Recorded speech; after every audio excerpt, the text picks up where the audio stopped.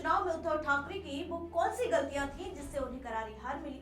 नहीं तो तस्वीर कुछ और होती। लेकिन अब देवेंद्र फडणवीस ने अपना विजय पताका फहरा दिया है और ठाकरे से बीएमसी की कुर्सी छीन ली है। इस वीडियो में बात करेंगे कि मुंबई बीएमसी चुनाव में उद्धव ठाकरे ने वो कौन सी गलतियां की जिससे उनकी कुर्सी छिन गई, नहीं तो मुंबई की तस्वीर कुछ और होती। नमस्कार, मैं हूं आराधना नामदेव, आप देख रहे हैं वीके न्यूज।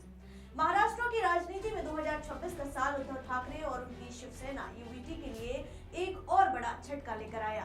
15 जनवरी 2026 को हुए बीएमसी चुनावों में ठाकरे परिवार की 30 साल पुरानी बादशाहत खत्म हो गई है। कुल 227 सीटों में से बीजेपी ने 89 सीटें जीती, जबकि उद्धव की यूबीटी को 64 से 65 सीटें मिली और राज ठाकरे की एमएनएस को सिर्फ 6। महायुति ने बहुमत हासिल कर लिया, जिससे यूबीटी विपक्ष में सिमट गई। ये हार 2024 विधानसभा चुनावों की हार की अगली कड़ी है, जहां यूबीटी सिर्फ 20 सीटों पर रुकी थी। उद्धव ने राज ठाकरे के साथ शिव शक्ति गठबंधन बनाया था, लेकिन यह कामयाब नहीं हुआ। क्या ये हार उद्धव की रणनीतिक चूक थी या महायुति की ताकत और जनता की नाराजगी ने फैसला किया?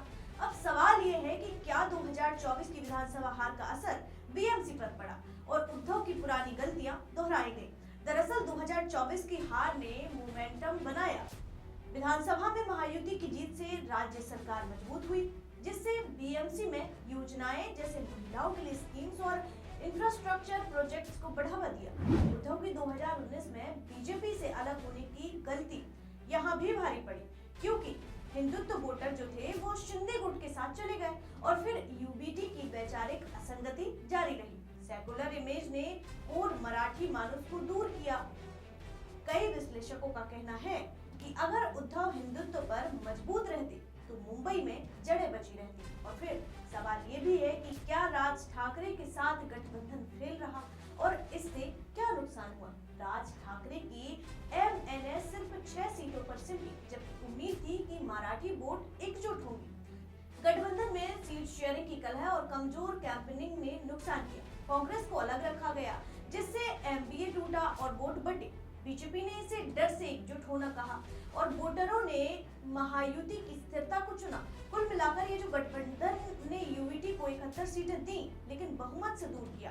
बीएमसी में पुरानी शासन की कमियां हार की वजह बनी, जैसे इंफ्रास्ट्रक्चर की समस्याएं। अविभाजित शिवसेना ने 30 सालों में मुंबई में गड्ढे वाली सड़कें, टूटे फुटपाथ, बाढ़ और ट्रैफिक जैसी समस्याएं बनी रही है, दूर नहीं कर पाए। जनता में एंटी इनकम्बेंसी थी और महायुति ने इसे भुनाया।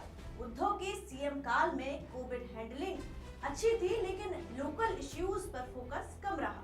2022 से बीएमसी एडमिनिस्ट्रेटर के अधीन थी, लेकिन ठाकरे विरासत को नकारात्मक देखा गया। विश्लेषकों का कहना है कि वोटरों ने बदलाव चाहा और फिर बीजेपी की विकास योजनाओं ने उन्हें आकर्षित किया। बीएमसी में कांग्रेस के सीनियर लीडर्स ग्राउंड पर गायब थे और पार्टी का गठबंधन कमजोर दिखा। 2024 में एनडीए की कलह जारी रही और बीएमसी के लिए यूबीटी ने एमएनएस चुना, जिससे कांग्रेस अलग हो गई। इससे मुस्लिम और सेकुलर वोट बढ़े, जबकि महायुति ने हिंदुत्व और विकास पर फोकस कर लिया और उद्धव कांग्रेस को मना नहीं पाए। अगर कांग्रेस साथ आती तो शायद तस्वीर कुछ और होती और फिर गठबंधन की वैचारिक मिसमैच ने भी यहाँ पे नुकसान बढ़ाया। कांग्रेस को बड़ा झटका लगा, जो यूबीटी की हार में योगदान दिया। उद्धव ठाकरे ने हार के बाद दबाव, अपहरण और जीवन मरण का चुनाव होने का आरोप लगाया, लेकिन ये मुख्य वजह नहीं लगते हैं।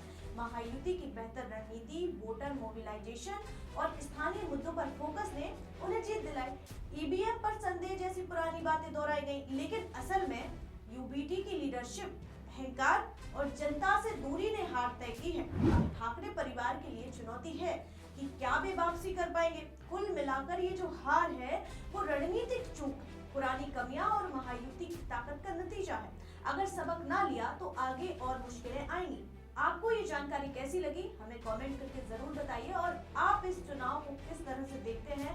इन नतीजों पर अपनी राय हमें जरूर दीजिए और ऐसी खबरों के लिए देखते रहिए वीके न्यूज। मुझे दीजिए इजाजत, शुक्रिया।